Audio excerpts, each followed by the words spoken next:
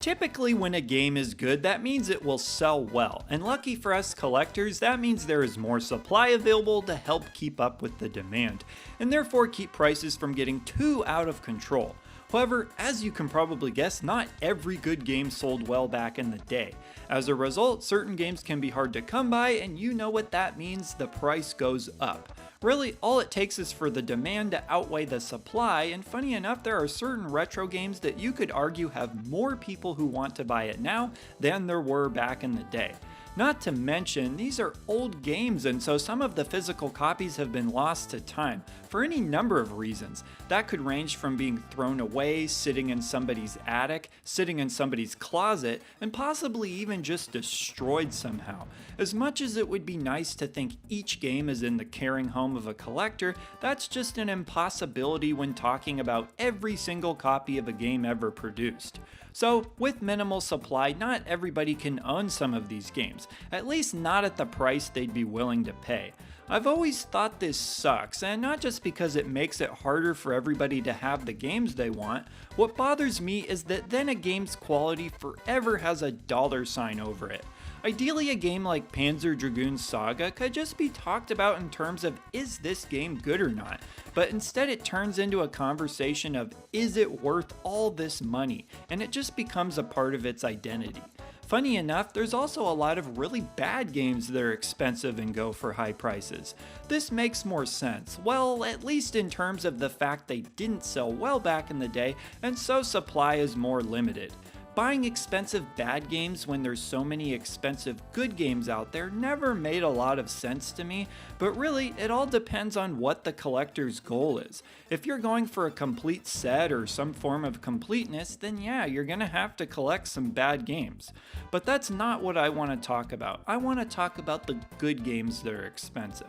Now, are they worth the prices they go for? In most cases, probably not, just because most people have a certain price threshold they won't cross for any game, and these games have all gone way beyond that point.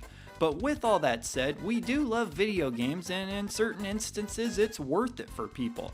I mean, what else are we going to spend money on? Bills, groceries, rent, your mortgage? I can guarantee that video games are infinitely more fun than all that stuff.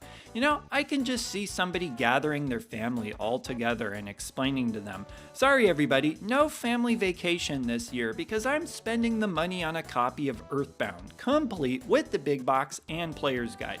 You're welcome to watch me play it, but you can't scratch and sniff the scratch and sniff cards because it lowers the value. Sorry.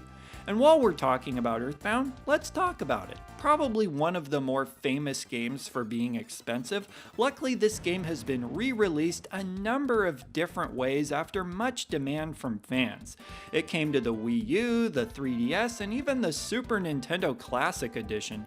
In fact, most expensive games have some sort of alternative way to play them outside of the original physical software. But for the purpose of this video, we're talking about collectors who want the original copies of the game. Earthbound has always been one of those iconic collector's items, primarily for one reason, and that's the big box it comes in. Now, some people will tell you that Earthbound is only popular because of Ness's appearance in the original Super Smash Bros. On N64, and while it's hard to deny that influence, there were absolutely people who were RPG fans that bought this game back in the day. And it's not like this game was hidden, my goodness, it came in this giant ass box, how could you miss it? I've heard a lot of stories about how people would find piles of this game on clearance at various stores back in the day. While I can't verify that from personal experience, I was too young to be aware of things like clearance prices at the time, I do think it's fair to say that this game has way more demand for it nowadays than it did when it was current. I think the hurdle it faced back in the day was that not only was it a JRPG, a genre which still hadn't seen its post-Final Fantasy VII popularity explosion, but it was a JRPG that was quite different from what RPG fans were used to. The game takes place in a more modern, real-world type of setting, and while it certainly has some very fictional elements in it, the setting is still far closer to home than the more high fantasy themes you'd see in other JRPGs of the time. It feels like the kind of game that would come from a small ambitious studio in more modern times, and not something published by Nintendo in the mid-90s. I've always felt the game was ahead of its time, and for that it makes sense that its popularity would increase years after its release. More than that, the way I like to describe this game to people is that it's a Japanese perspective on US culture. Sounds pretty cool, right? If nothing else, that's an interesting premise. It's definitely not for everybody, but it is a unique game, well made, and it makes sense that there's a good chunk of people out there who really love it. Therefore, the price is going to be high. Not only that, it's such an iconic collector's piece for a system, the Super Nintendo, that people really love, and so naturally collectors flock to it even if they don't necessarily like the game. And maybe you think somebody who does that is a jerk, but I promise you it happens. Okay, before I talk about the next game, I'd like to quickly point out that the title of this video specifically says good games and not great games. Haha, I gotcha! And so I can talk about games that aren't necessarily considered great, but that some people would still say are good. For that, I'd like to bring up Dracula X on the Super Nintendo. I bring this game up because this is a great example of a game that is expensive in part due to being in a popular franchise. Some people would tell you this is a pretty middle-of-the-road Castlevania game.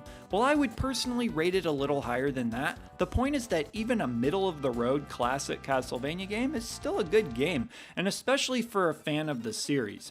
Point being, games will see value added to their price tag just for being part of a popular series. And because it's a popular series, odds are it's a decent game because in order for a series to be popular, the games need to be decent. Alright, the last game that I want to single out is Musha for the Sega Genesis.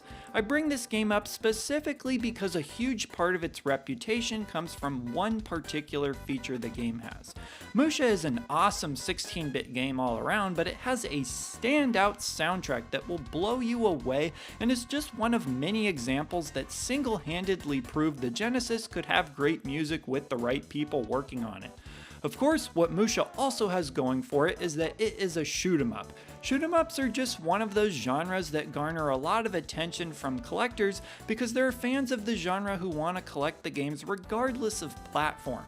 Another great example of that is JRPGs. If a genre has a dedicated fan base, then it's almost like the demand for the game is being hit from two angles. For Musha, you have fans of shoot 'em ups who want the game and who may not even care about the rest of the Genesis library that much. Then you also have very devout Genesis collectors who want the game because it's a well-regarded Sega Genesis game first and foremost, and not necessarily just because it's a shoot 'em up. So yeah, that's a double whammy slammy for sure to drive up the price. For pretty much any game that is expensive, there's often unique circumstances, rumors, or stories behind the reason why.